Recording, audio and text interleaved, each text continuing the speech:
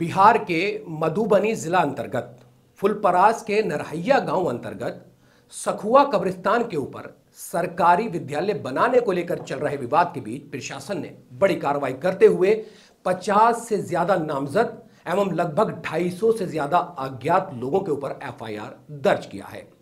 जब वहां लोकल के जो पत्रकार हैं उन्होंने जाकर इस बात की तस्दीक की, कब्रिस्तान पर पहुंची तो वहां के स्थानीय लोगों ने यह दावा किया कि हमारे बुजुर्गों की लाशें वहां से जेसीबी के जरिए उखाड़कर कहीं और फेंक दी गई हैं। हालांकि इस बात की पुष्टि जो टीम वहां सर्वे करने गई थी, देखने गई थी, उन्होंने नहीं की है। ना ही वो टीम ये कहती है कि हम इसका जो है बताते हैं, वो पुष्टि नहीं करते हैं।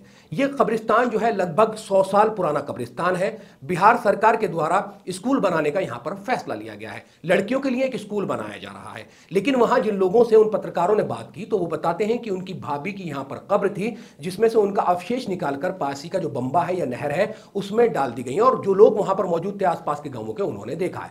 प्रशासन के 200-300 से ज्यादा लोग वहां आए थे। कहा जा रहा है कि आपस में पत्थरबाजी भी हुई है, जिसमें एक गुफरान नाम के जो एक शख्स है उसके खिलाफ नामजद एफआईआर हुई, उसको गिरफ्तार किया गया है। उसकी बेटी ने क्या कुछ सरकार से गुहार लगाई है, नीतीश कुमार से गुहार लगाई है। पहले देखिए आप ये वीडियो। अभी कोई मेरे घर में नहीं, बस हम 3 बहन हैं घर में, और कोई नहीं है हम लोग के घर में। मर्द में कोई नहीं है। कहाँ है सब लोग? सब केस दर्ज कर दिया गया है, तो इस वजह से सब भागे हुए हैं। जो भाई वगैरह है, मेरे अब्बू को तो अरेस्ट कर लिया गया है। भाई के ऊपर भी केस है? जी, मुश्किल से जिंदगी हम लोग की गुजर रही है। मेरी मम्मी हॉस्पिटल में, अभी दरभंगा हॉस्पिटल में। कब से हैं वो, मतलब इस मामले के बाद? जी, इस मामला को लेकर के जब मेरी अम्मी बीमार पड़ गई है तो इसलिए अभी हॉस्पिटल में है दरभंगा। तो ऊपर से बोला जा रहा है कि ऊपर से दबाव था, मेरे अब्बू हक के लिए आवाज उठाए हैं। ये सब मुसलमानों के लिए है, एक सिर्फ गुफरान के लिए ही नहीं था, यहाँ सब 10 गुफरान के लिए है, इसलिए आवाज उठाए।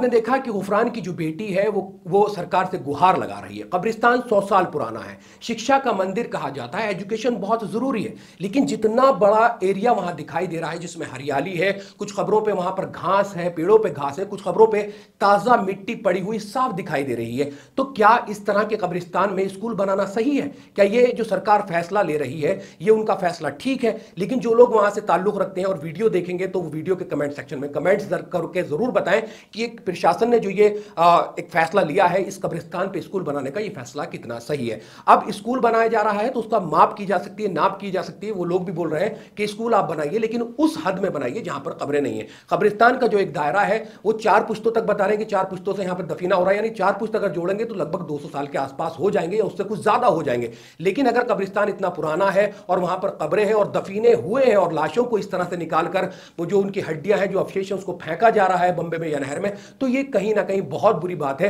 तो नीतीश कुमार जो कि सेकुलरिज्म का चोला ओढ़े रहते हैं और एक पक्ष की बात, दोनों पक्षों की बात रखते हैं, तो उनको काफी सोचने की जरूरत है। और इस कब्रिस्तान की माप करा के वो खुद कह रहे हैं कि जहां जगह है वहां पर स्कूल बना दिया जाए, लेकिन कब्रिस्तान में से जो कब्रें हैं उनमें से मुर्दों को ना निकाला जाए। कुछ कब्रें ऐसी हैं जिनको खोद के निकाला गया और वहां ताजा मिट्टी डली हुई है, वीडियो में साफ देखा जा सकता है। तो आप कमेंट सेक्शन में हमें बता सकते हैं कि ये जो कब्रिस्तान है 100 साल पुराना कब्रिस्तान है जिसपे ये फैसला लिया गया है कि यहां पर एक स्कूल बनाया जाएगा, क्योंकि चादरों से जो उसकी बाउंड्री भी की जा चुकी है, वीडियो में साफ देखा जा सकता है। तो आप तमाम लोग कमेंट सेक्शन में हमें करके बताएं, बिहार से जो वहां से ताल्लुक रखते हैं वो वीडियो देखेंगे तो कमेंट सेक्शन में आके कमेंट जरूर करें, क्या वाकई कब्रिस्तान की जगह में जो है वो एक शिक्षा का मंदिर यानी स्कूल बनाने की जो कवायद है वो वहां के प्रशासन ने शुरू की है या नहीं की है। अगर आपको वीडियो पसंद आई तो वीडियो को लाइक कर दें, वीडियो को शेयर कर दें और वीडियो पर कमेंट्स तो जरूर कर दें। तमाम सोशल मीडिया प्लेटफॉर्म पर मिल्लत टाइम्स को फॉलो और सब्सक्राइब जरूर करें।